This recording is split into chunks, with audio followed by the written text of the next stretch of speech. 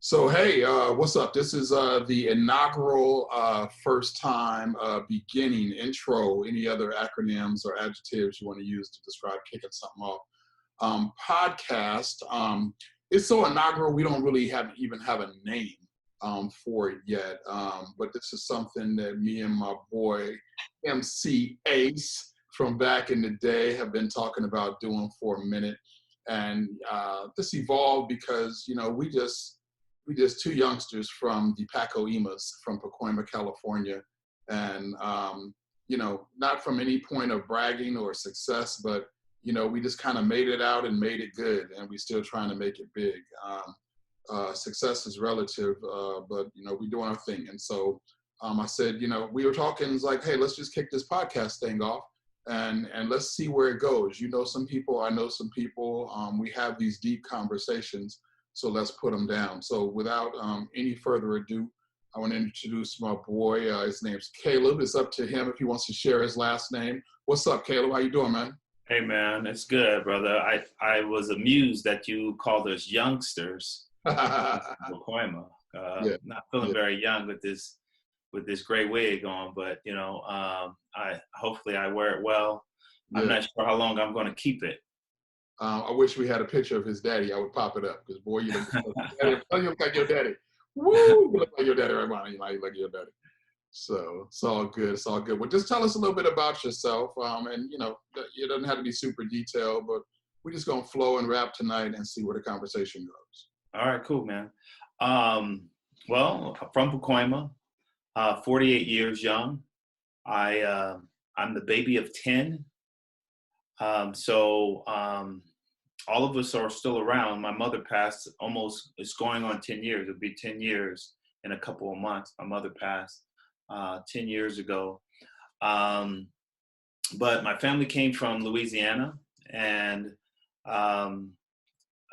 migrated west. And my father was in construction. And so a lot of my brothers picked up construction. I did 24 plus years in the military. And so I have, that time was in the Army. I have 2 deployments under my belt, both as an officer. A lot of my time in the military was as a enlisted soldier as well. I'm currently married to a soldier. I have 3 children. Are you sitting down? Sitting down. I have 3 children. Iman, who's 27. You still sitting down? Just sitting down, man. Okay. Naomi, she's 3, Okay. and Lucas is 1. So there's a wide gap there. Migrated to the Antelope Valley in 2010 after saying that I would never move to the Antelope Valley. Maybe one day we'll talk about that as well. So Right. I think that's pretty much me in a quick summary of my comings and goings. All right. I say I'm from Pacoima because Caleb and I met back in '83. I moved to California in '83, and he was one of the first cats I met when I started school at McClay Junior High, now McClay Middle School. Yeah. I don't know if it's still called McClay at this point, just how the neighborhood has changed. Right. But we met in the computer lab playing Conan, and that was 37 years ago, man. That was a long time. Yeah. We didn't done it. So that's my man, 50 grand. And interestingly enough, us, you and I, like many other youngsters from back in the day, had big dreams. We was doing our rap thing for a minute, and we was going to do this and we was going to do that, and and we stayed clear of the mess for the most part. I'm just going to leave it at that. But we kept our noses clean. We kept our heads to the grindstone and handled our business. But interestingly enough, we both ended up in the public sector. And this is kind of our first transitional piece. Caleb's in social services.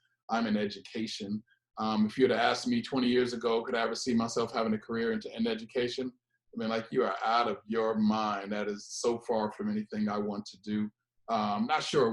Did you fall into social services? Did it find you? Did you find it? Were you looking for a job and they said yes? How did that happen? I fell into it. Okay. But before we go there, because this is our first one, if I was to ask you to tell us about you, give us your summary, Right. what would you say? Fair enough. I'm from Chicago. I stopped saying that a lot probably 15, 20 years ago because people started asking me about, well, what about this in Chicago and what about that? And honestly, I didn't know the answers. I left Chicago when I was 12.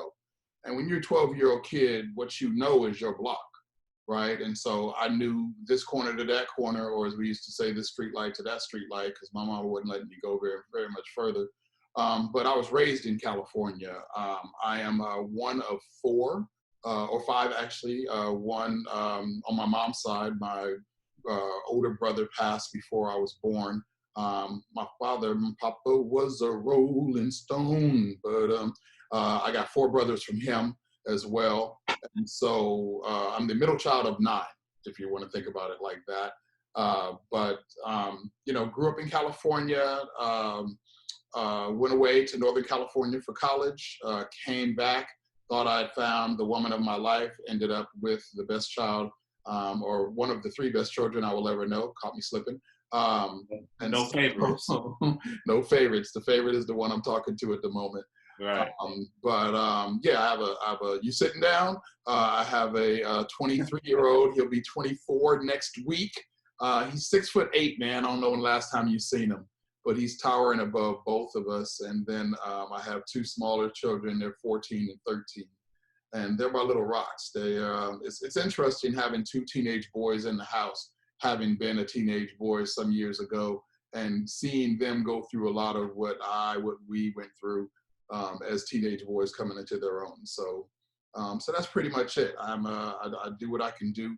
I have some hobbies. I have some fun. I have a whole nother segment that I do. I do an Instagram every morning, which you know, and that's kind of come along since we've been in this quarantine, just from a standpoint of there's so much negativity out there. And so I start my morning off every day on an extreme positive note, and I just take a few minutes to share whatever God puts on my heart. So, we'll get to that at some point, I'm sure. Yeah. But that's me in a nutshell. I'm single. I have a girlfriend. We're enjoying life and having a good time. That's working out well. She's busy. I'm busy, which is perfect. We do our thing. We spend time together when we can, and that's great. She's a wonderful girl, and my heart goes out to her. So, but that's it. That's what we do. I'm in school. I keep saying that's it. You see, this is why they want to do a summary, because it just keeps going on. I'm also a doctoral student. I attend USC. You attended USC, right? Fight on. Yeah. Fight on. So you got your master's from USC. I'm getting my doctorate from there. So that's what's up. So that's my summary. All right. But yeah, we'll get into it. But social work, I'm just going to jump into it. You said it kind of found you. We both deal in the lives of children. And, we've had a number of conversations, and I'm just going to kind of prime the pump and jump right into it. I was having a discussion the other day, and it talked about part of the inner workings of our educational system is not only do we educate the children, but in a lot of avenues, we're the outlet for the child. That the educational system is where the child goes to escape the realities of home sometimes. And, I know a little something about that as well. And so in this world of quarantine, and especially as we start to look at the possibilities of what happens when this happens again, or if it extends longer than what we think about, from a social service perspective, what have you seen? Because now children are at home, and I know, we don't have those conversations a lot. And I respect what you do, and that you just can't talk about a lot of things. But, from any avenue that you can share, are you seeing kind of an output of what I talked about, where now the children are stuck at home, or, and I don't like to use that term, I usually say safe at home, but for this conversation, maybe they're not so safe. Do you see anything like that? Is that part of your reality, or is that a hypothetical myth that people just talk about? Yeah, COVID-19 has really shook us all, the nation as a whole. And before I talk about that, I would just say that I feel blessed to have my health, my family, um, employment, and some supportive neighbors.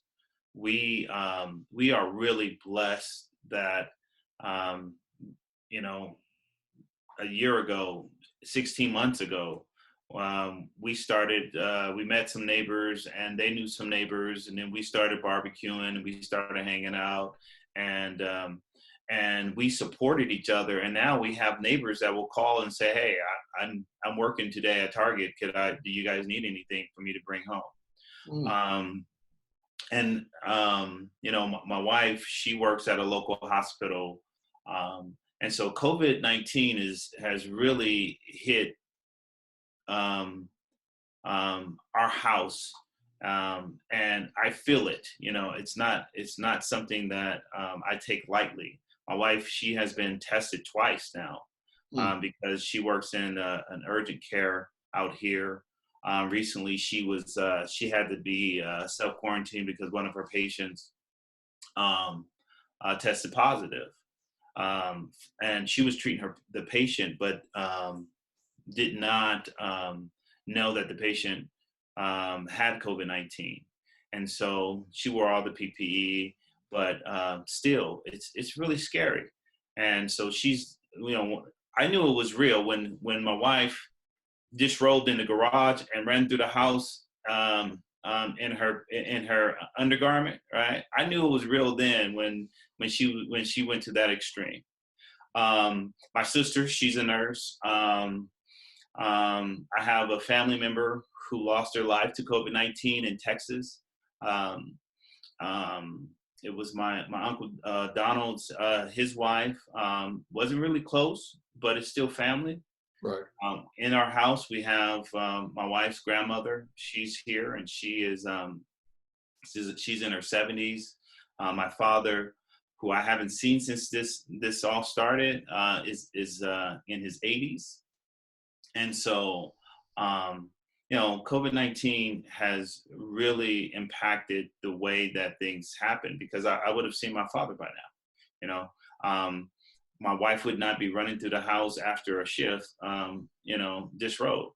But she's taking those extra steps and being cautious as when she comes home from work. Um, and so, like everyone else, we have been challenged with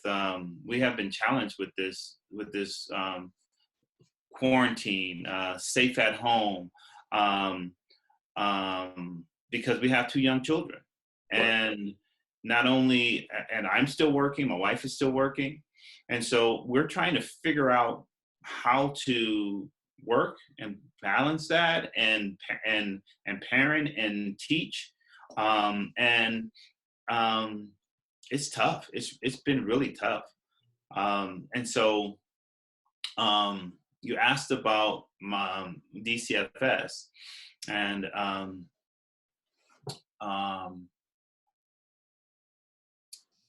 I think that the department responded really, really well.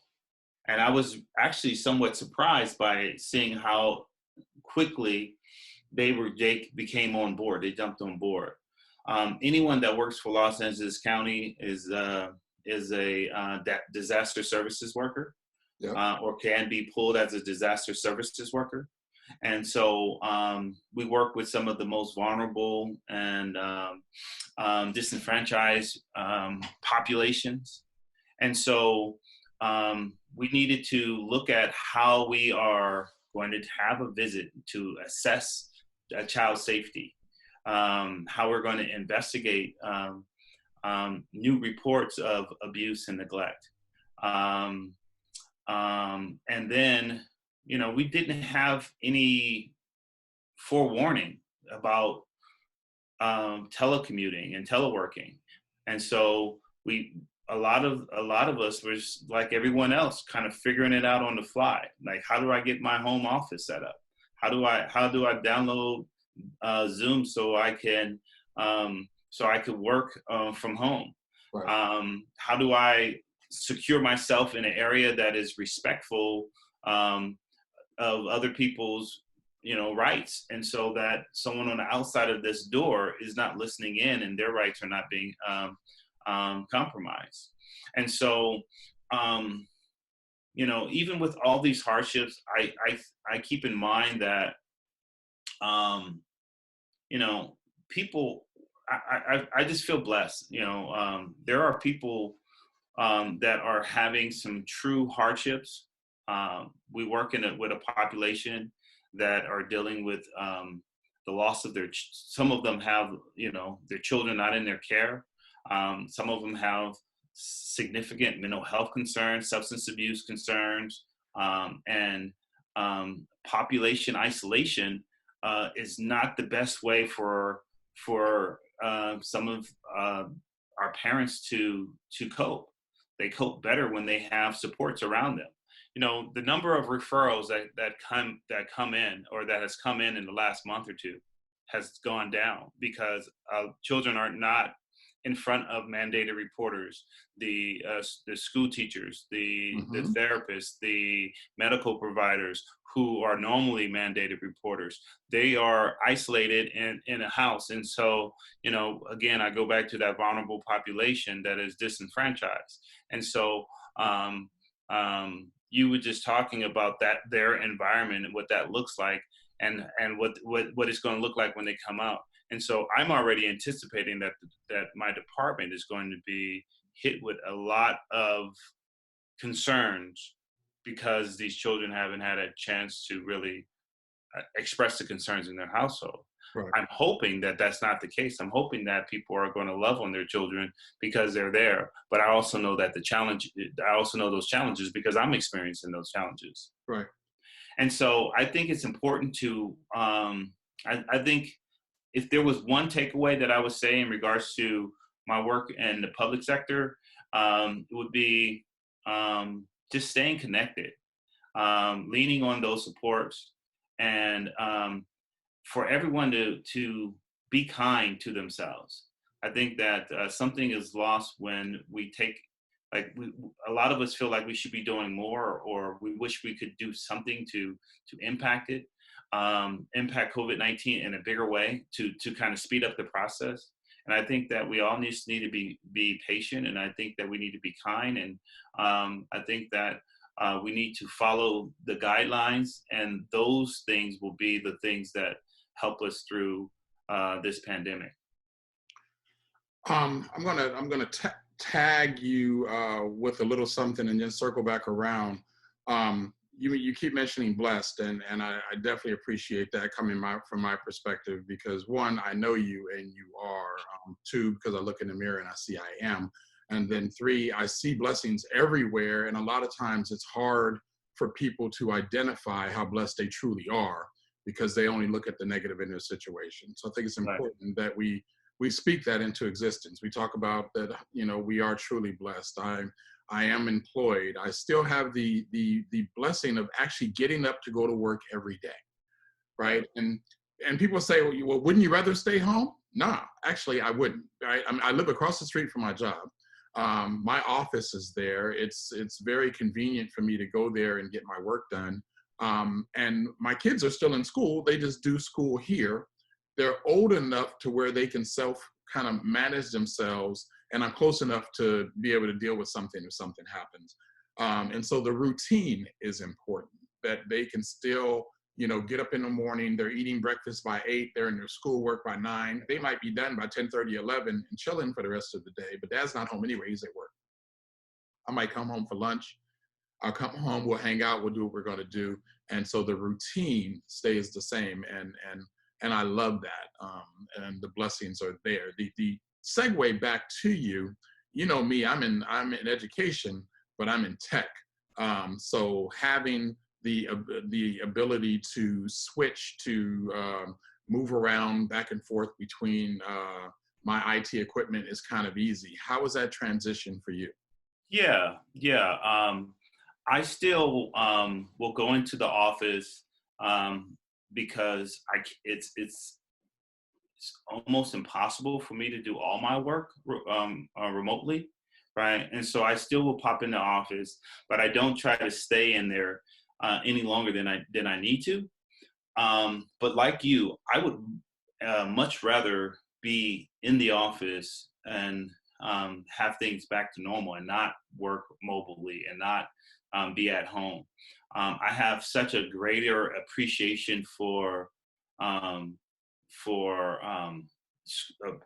teachers now and childcare providers than I ever had, and I just don't. I used to think that I wanted to be a teacher, and now I have two young children, and they convinced me that not going into education was the right move for me because it is a great challenge, and that's probably the biggest challenge for Amen. me to deal with their needs while I'm trying to meet my needs. And so I need to sometimes establish priorities. Like we make a sometimes we don't realize that we have a choice every day. Even if we weren't in this pandemic, if I still choose to go into work, I don't have to be in work. I don't have to do that. Right. Sure, there's consequences that come with that. How am I going to pay my bills? But I still choose to go to work. And because of COVID-19 and some of the safe at home practices, um, it is a great challenge. But in regards to the department, I pop in there when I have to. But again, the challenge with the technology is that 80% of the workforce wasn't virtual and they weren't used to the technology, and there was no lead time to prepare for the telework.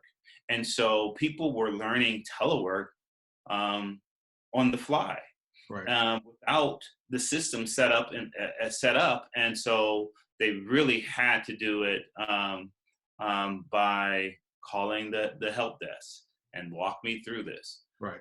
Fortunately, I was set up a little bit better than some of my colleagues, but you know, I'm a coach developer. I'm a coach developer on the job, and maybe one day we'll get into what that means.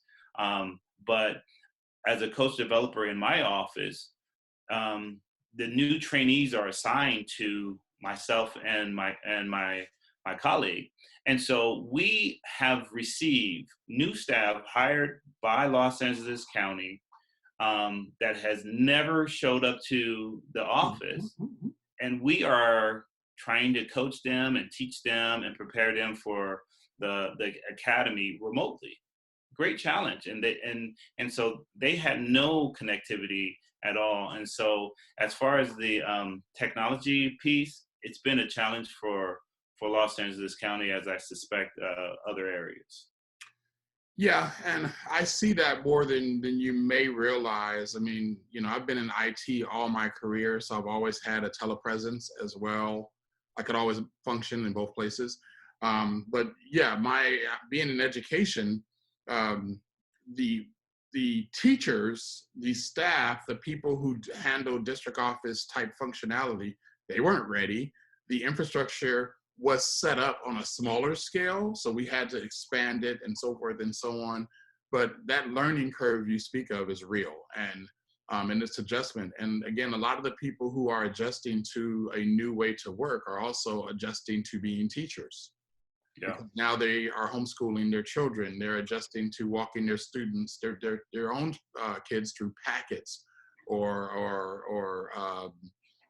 computer assignments, how to get online, how to use this, how to use that. So it's a learning curve for everybody. And but I kind of want to stamp it with this and just call it a day and say it's still a blessing, and we have to be able to look at that. Right. Life's not what it was. It could be better or worse depending on how you want to look at it, but it's still a blessing. And what I was saying, what I was making a habit of saying is we will get through this. But to say we will get through this is painful and harmful to your uncle in Texas who lost his wife, right? His get through looks different. It's difficult to a friend of mine who has a grandmother in a nursing home in Seattle, right? Who's still alive, but she's definitely infected with COVID-19. And what does that look like for her? And so when you start to look at those scenarios of the people to where, as you said, it's affected your house, but you're all still healthy. What about those who are affected and their health isn't so well, or it hit close to home? Think of how you felt when your mom passed 10 years ago, as I was there with you, as you were there with me when my mom passed 6 months before that, right? And so, when you lose something close, when your life is altered because of something, having somebody say, yeah, but you're blessed, isn't really what you want to hear, right? Because it's part of the struggle. And I don't want to ever disrespect that by saying it's not real. What I will say, in the words of my mom, as long as you can see your breath on the mirror in the morning, you have another day, right? And what you choose to do with that day is completely up to you, and how you choose to look at it and so forth. I had one of the directors, he called me today in my job, and he said, hey, how you doing? I said, I asked him how he's doing. He says, oh, I'm just hanging in there, just like you, like everybody else. I said, I'm thriving. I don't know about hanging in there. I'm thriving. I'm doing extremely well. And he was like, you just made my day, so I'm going to thrive with you. He's like, we have to just hang in. And just moments like that we can take advantage of can make all the difference, right? Because we're all so blinder focused on what's going on and this crisis and when are we going to be able to leave the house, and me and mine. Remember the prayer we used to say back in the day, bless me, my wife, my brother John, his wife, us four, no more, amen. We start to focus there and lose sight that, sometimes there's your opportunity to make someone's day, to bring someone out of the gutter. Right. We don't have to be crabs in this barrel. We can jump out. So. Absolutely, man. We're blessed, man. And I even if, even without my employment, if I'm healthy, I have another opportunity, another day. Yeah. Right. And so count those blessings. When people were running out to get water and toilet paper, I'm thinking, man, those things, if you got water running through your faucets, right? Water, yeah. Right. Which, and by the way, I also found it funny because most people that was buying up all those bottles of water, they didn't drink bottles of water before they started buying up the bottles of water, right? Oh. They were consuming soft drinks and coffee and Gatorade on the regular. And so if you have running water, like if I needed to grab something essential, toilet paper would not be one of the things that I would choose, right? But maybe that's just me coming from my military background. There's some other things that I would choose before I grab toilet paper. We know that water is essential, but if I'm here at the house and the running water is safe, then that's not something that I would deem essential for me to consume in large crates. Right, I hear you. That's still a misnomer to me. What's up with the toilet paper? I don't get it, especially in a hoarding capacity, And having said that, early on, before people started hitting the stores, I was like, folks around here, I mean, we've seen them get crazy. So I was like, let me just go to the store and get some stuff. And, when I grabbed a couple crates of bottled water, people were like, why are you buying water? When I probably picked up over a period of about 3 days, some water, some dried goods, some canned goods. I hate canned food. I won't even eat it. But, if it's around or if I need it, it's there. If not, I'll donate it. It's that type of thing. And after that, I put my mask and my gloves. And whenever I go grocery shopping, I just get the stuff I need. And again, just trusting God that it's going to be all right. And that he's at least giving me some discernment and shows me some wisdom and some path. And if I need to change up and do anything different, we'll figure that out at that time. So I hear you. Not to put you on blast, but I remember, I'm thinking it was you. You might be like, nah, I don't know anything about that. I think it was right after. I'm about to deny something right now. right after basic training, Right. so we're talking the 80s, late 80s, you were telling me that, you learned how to handle your business with a single sheet of toilet paper. You remember that? Yeah, I remember that. so, Yeah.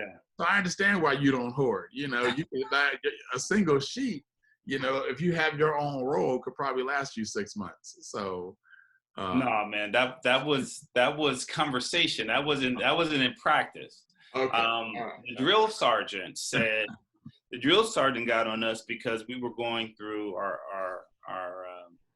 company was going through a lot of toilet paper. But I think that they probably pick on all units, right? And so they said that our company was going through a lot of toilet paper, and so Right. our drill sergeant told us how to use toilet paper properly. He said, take one sheet, put it on your finger, Right. and that's it. That's all you need. Wash your hands afterwards. There you go. There you go. I remember that. I remember that. All right. So, we touched on this COVID-19 and what's happening. I appreciate your transparency with the social work. A lot of what we do is driven by our governor and our president. And I use the term our president because I'm just keeping it real. I didn't vote for him. I definitely wouldn't vote for him the next time, but he's still the president of the United States. So, our activities are dictated by their action and the expediency of that action. So, governor first, if you had to give him a letter grade, A, B, C, D, or F, where would it be? Strictly, and we're looking at response to COVID-19. Yeah, I think Governor Newsom and Mayor Garcetti, I think they both get an A, and I think that would probably be um, what a lot of the other governors looking at what California has done, how California has kept their numbers down. Um, that's probably where they would rate them, because they were quick to issue the safe at home orders. They were quick to go against some of the thinking in Washington, and some of they were confident or strong enough leaders to say, you know what, we're gonna err on the side of caution and safety and life, and we're going to make these decisions even if it's not popular, because the alternative would be, okay, we shut down Los Angeles, we shut down California too quick, and so the concern is not that great, and so we're gonna return people back to business as usual. But I would have appreciated that, um, if um, if the reasoning was based off of saving lives. And I think that Newsom and Garcetti, both of their work, both of their decisions is tied to public safety. Okay. I would tend to agree. I think A is kind of high, but B plus, A minus maybe. I mean, again, I don't want to look at just the negative things they did. I think their response, or his response, or both, looking at Garcetti as well, to the situation was appropriate and direct. Where I question is, I read a lot of or listen to the comments, and he uses terms like, it is not in our best interest to make a decision on that matter at this time. We need to, and it goes along that line, instead of saying no. Sounds like a politician. Yeah, it sounds like a politician. Right. And I'm like, in a moment like this, what you need to do, in my view, and who am I, right, is just show a definitive line in the sand. No, this is what we're going to do. Our primary concern is X, and we have to do it that way because of X. This is what I'll say to that. When you look at what California has done in comparison to other states that have large populations, and you look at the number of deaths also in comparison, it would make me.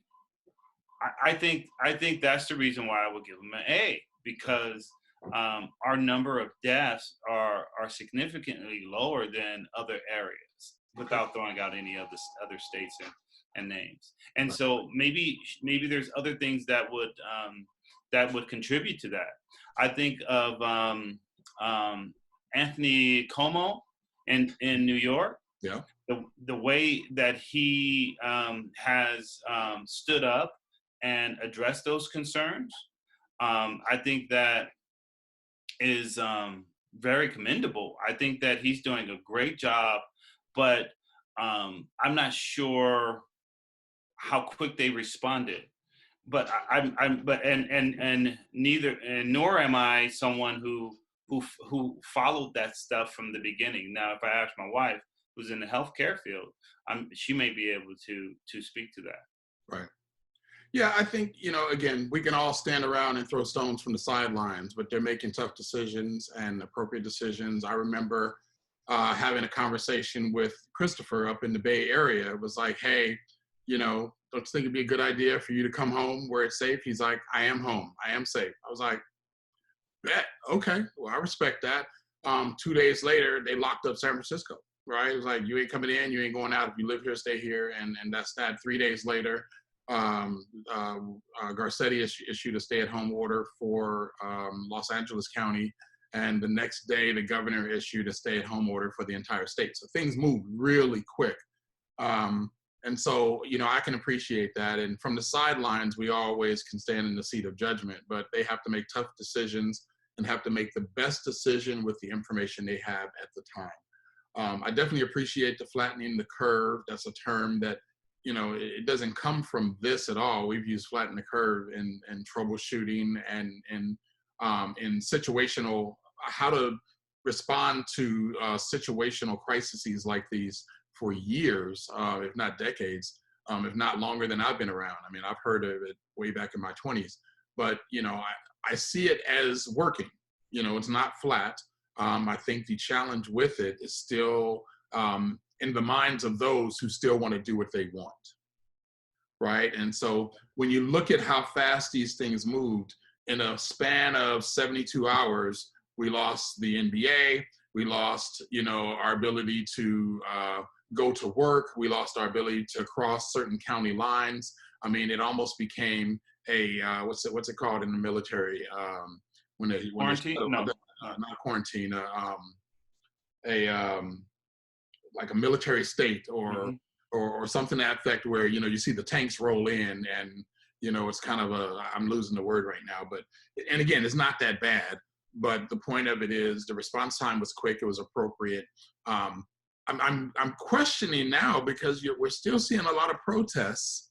I have a number of friends in the Sacramento area that are like, yeah, we see protests at the Capitol where people are there with picket signs standing shoulder to shoulder, saying that we need to open the state, and they're in clear violation of, the 6-foot rule that has been put out there.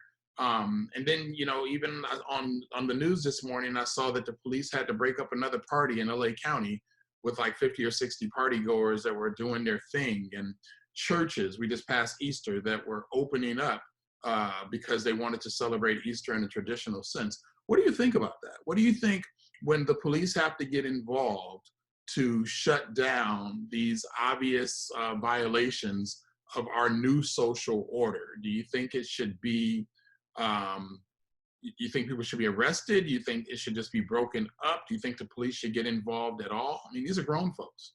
They, should be able to do what they want, right? No, I don't agree that they should be able to do what they want. Okay. But I come from a place where structure is in place for a reason.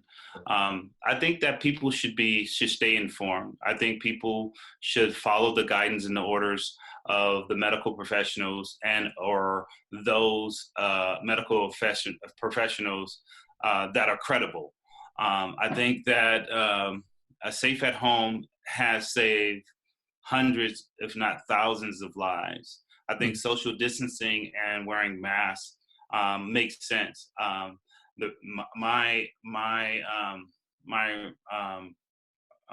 view comes from living with someone who's in the healthcare field and having a lot of conversations about that. Right. But I'm not in it. I'm not a healthcare provider, and so I would say talk to medical health care providers and follow their guidance.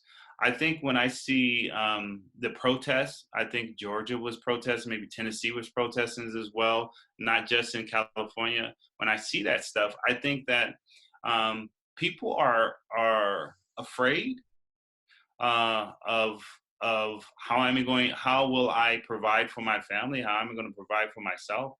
I want things to be back to normal. But when I also see is people being entitled and a little spoiled, and I think of those things as almost like a temper tantrum, like my 1-year-old. When I take away something and he cries and he gets upset, I think that you know there is enough evidence from around the world, not just California, not just the United States, not just the fake media, right? I think that there's enough evidence around the world. And if you listen to the CDC or the WHO, the World Health Organizations, and you see the number of deaths, I think we have like 42,000 deaths in our country Yeah. in like 2 months. And so when I see people doing that, I think it's reckless. I think that it jeopardizes the safety and the lives of others. And, we only have so many qualified health professionals. And if those qualified health professionals are sick, or if they pass away, then it really compromises our healthcare system. And so people need to think about that. And I think that people are entitled. I remember this just real quickly. I remember being in Iraq. I remember being in Mosul, Iraq. I was walking down the road with my first sergeant, and from a distance, maybe a mile away, we see this truck kicking up all kind of dust heading our way. We're on the road. They're on the road. They're coming to us. There's nowhere for us to go. And so the truck keep coming, and we're seeing, we're like, now we're going to get hit with all this dust. And so the truck comes, we get hit with all the dust, and we look at each other like, man, civilians don't understand. They just don't understand. Like, it wasn't bullets. It wasn't a rocket. It wasn't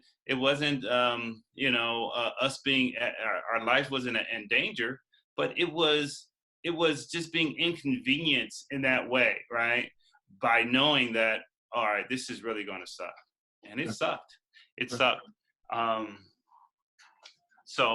I just wanted to compare that. I think that we're spoiled and we're a little bit entitled, and I think that we should trust the medical professionals. What do you think? I liken it to, I threw it out there as devil's advocate, of course. I think people should stay there behind their home for sure. But I liken it to sex, right? And I'm listening. Yeah, right. So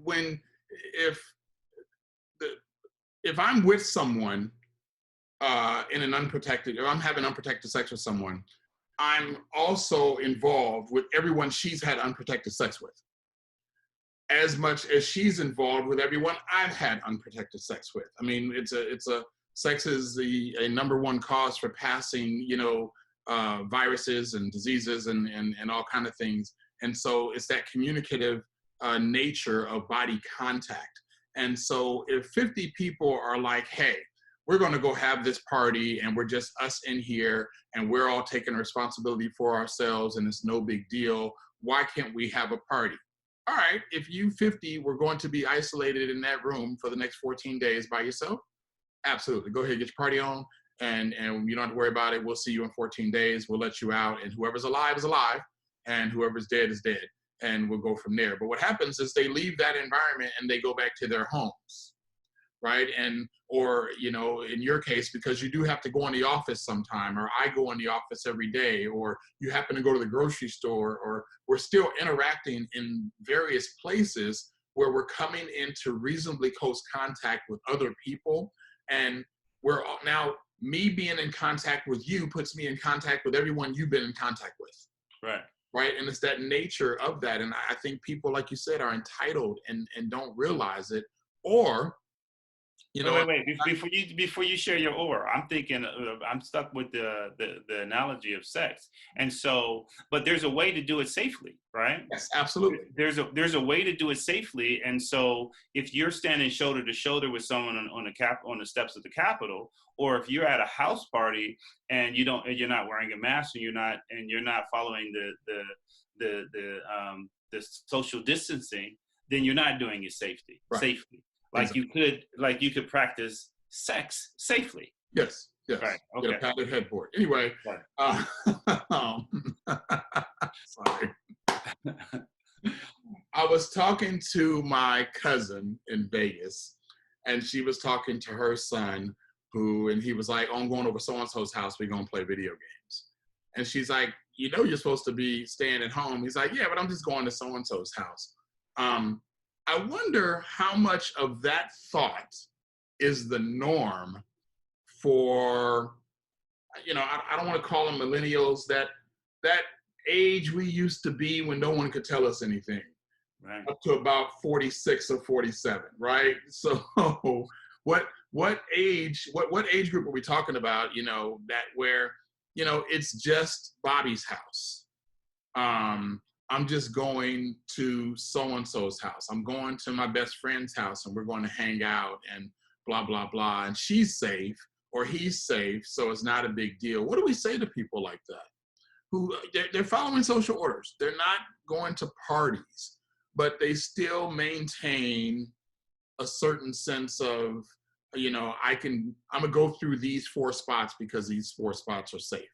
What do you say to them? Be responsible. I think what do you say to them is be responsible. I think what you do is educate them. I think you need to educate them on the risks, and a lot of people that aren't aware of the risks. And if they don't care about the risk, then educate them on the number of people who died. Show them video clips of people who are grieving. Show them video clips of people who thought it was a joke and then realized that it wasn't, and they couldn't breathe. Right? Or they're impacted and then their wife is impacted, or they're impacted and they go visit a family member and now their parents are now infected and now they're gone. Show them video clips of people stacked or a body bag stacked in freezers outside of hospitals in New York because there's no place to bury them. Show them video clips of all of those things and educate them.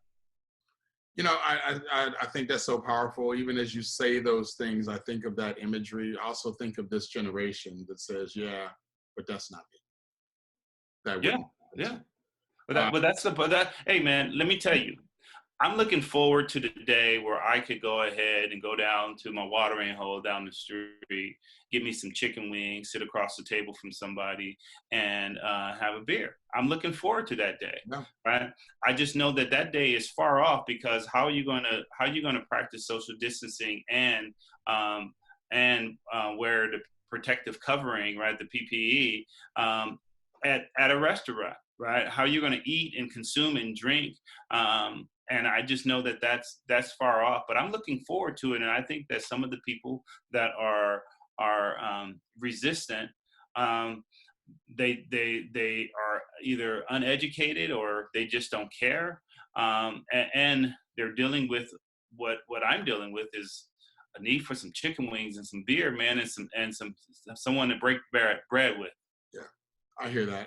In an actual face-to-face environment instead of doing it over a chat like we're doing right now. Right. So, I hear that. Or give me some of what's on your plate. That type of deal. I hear you. I think that you're right. We want to make sure people are educated. You have to allow enough room for people to make the mistakes they're going to make, but you have to understand that sometimes mistakes have consequences, and sometimes those consequences are deadly, right? And I'm thinking about the commercials back when we were in high school, where I smoked for all my life, and right. then my friend was like Helen, and put the cigarette to the throat, right? Yeah. Because you don't think about the consequences of what can truly happen when you're just living your life. Right. But if it's just your life, that's one thing, right? If if you want to get drunk and run into a light pole, then that's one thing. But if Well, you want to it's get not drunk like and right, you entered a light pole. But if yeah. you want to get drunk and run into a building that is filled with party goers, Right. then that's something else, What right? if the light So pole is a tricycle with a baby on it or another car, right, right, and right, we have to think about that our actions are very seldom kept in a bubble, right. right? And our best controlled environment, there's still other things that are attacking our control that have more of a chance of winning than we do at being successful when we're doing something we shouldn't be doing in the first place. So, I look at it as a time where right now I'm comfortable being selfish, meaning that because my children are in the house and they're not going anywhere, the only way they get sick is if I get them sick. So I have to protect myself from any and all that would tend to do me harm, even though that's not their intention. I'm not operating off of anyone's intention, but any and everyone who would intend to do me harm, because for the sake of my children. Well, let me throw one other thing out there. And my wife actually told me that she brought this conversation to me. She said that she was having a conversation with someone that about the differences between CNN and Fox News and ABC and MSNBC. And she says you really are what you eat, right? And so you are what you consume. And so if what you are consuming is downplaying the significance of, and I don't know how you could downplay 40,000 deaths in 3 months, right? But if or why or how these people actually could sleep at night, but or maybe it is just all self-centered and greed. But you are what you eat, and so you really need to. And I respect. It changed my view on supporters of different parties. It really did change my view. I'm like, well, that's right. If you're only watching this programming and and they're telling you that you know the sky is gray and it's not blue, and you might look at that shade and say, I could see how that shade of blue could be interpreted as gray, right? And so I think that that's really important. The media has a huge impact on how people are reacting to this pandemic. Absolutely. Absolutely. I have a general rule. I want to stay informed. I want to know what's going on from a standpoint of when things are opening, where we are with our deaths, how close it's coming to me and mine. Everything else I pretty much steer clear of. I don't get into the minutia of, there's this vaccine or this fake this or that. It's, again, you are what you consume. And most people who interact with me every day talk about my positivity and, how can you maintain such positivity? And I just say it's because I'm not focused on where we are.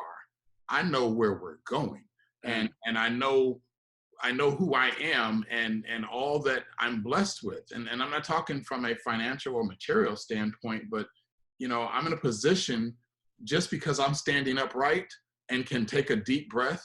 I can hold my breath for 10 seconds. There's some blessings in that a Yep. lot of people don't get to experience. And so I'm not going to be held down by any negative of what's going on in all of this. And again, when I say held down, I do recognize the deaths. I feel bad for that. That's a lot of deaths in just a short amount of time. So I'm not saying I'm celebrating that.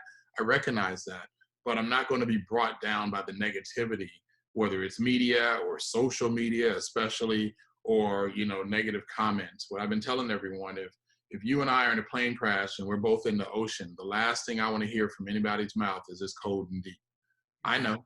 Right, right, We right, all can see that. right, Now, let's talk about what can we do to stay warm? How can we right, swim? How can we get to the place? Let's talk about things that are going to get us through this situation instead of commenting on the obvious. Amen, my brother. So, Amen. we got a few minutes left. I'm trying to be respectful of your time. I'm gonna give you 120 seconds. I'm not gonna time it, but just kind of envision 2 minutes in your mind.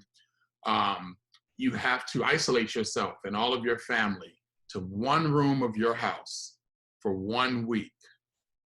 You got 5 minutes to load the room with essentials. Go. Why would I go to one room if I'm in my own house? You don't get the why, man. You got to isolate yourself to one room. That's all you got. So, Well, that bedroom, our suite, it has no TV, so I'm bringing up a TV and a microwave. It already has my Bible. It already has toilet paper in that bathroom and phone chargers. All that stuff is up there. But I'm gonna need some tablets to keep those children busy because I can't imagine them being confined into one room. I might grab a couple bottles of liquor, and I'm going to need to figure out what I'm going to consume. And I'm not bringing up a refrigerator, and so maybe some of that canned food that you don't like eating, maybe some of that top ramen, that might have to go into that microwave. And that's pretty much it, man. I'm bringing some water, but we have running water. And that's pretty much it. I would like to throw some things out of that room to create some more space, especially if we're all going to be crammed up in there. you can throw things out, yeah. And some things for the children to just keep them occupied. And that's it. We'll be blessed to be in that room with a bed and enough space for everyone to rest. And there's a toilet and a shower there if we need be. And so it's be more than enough space. And I think that we'll be fortunate to be there if we had to. Okay. I'm really impressed that you said you would grab your Bible, or your Bible's in there as well. It's just one of those things. I have a Bible wherever I go. It's one in each car. I got one in my office. I have a few here in the house, and those are just the paper ones. And then you also, have your app or whatever, but, I don't want to be anywhere without my sword. So that's beautiful that you would say that. I would answer the question, but it would be very repetitive. It's really the same type of a deal. I have a bathroom in my bedroom. I would throw everybody in there, grab a microwave, some disposable cups, and every dry good I could find that I could somehow prepare. There is a TV in there. I would bring my kids in last because they would come in with an armful of their chargers and gadgets and all of that. Leave that at the door. If that's the way it had to be, we would do it. And the point of it is, I don't care how small the room is. Right. I would choose my bedroom because it has a bathroom, so at least we can handle our business. But it's not so much the size of the room, but the contents of it. And as long as I had my kids, I'm good. The rest we'll figure out. Just give me my kids. The house, the cars can come and go. The bank account goes up. Sometimes it goes down. But, and my kids, sometimes I love them and sometimes I love them less. Right. Right. But you got teenagers, yeah, that makes sense. Yeah. So, but the bottom line is, as long as I have them, then and I can see my breath on the mirror in that morning, I got a good day. Right. So that's what Mom said. Yeah. That's how that works. So that's pretty much. I think that's enough for today. Like I said, I want to be respectful of your time. We're going to do this again in a week. I enjoy that you and I can have these rap sessions, but we know people, right? At some point, I want to have a discussion with you and some others about this fatherhood initiative and what's going on and what are we doing and what's happening, especially now. I want to bring in Ernest, right? Let's talk about the church. Let's talk about what's happening, from a spiritual level, around here. I want to bring in a principal. Let's talk about education. Maybe you can, I know people that, some some you don't. Yeah. But, and want you to have the freedom to do the same thing, where we could really turn this into a platform where there's some issues that need to be discussed. and here it is. Here's a platform to do it.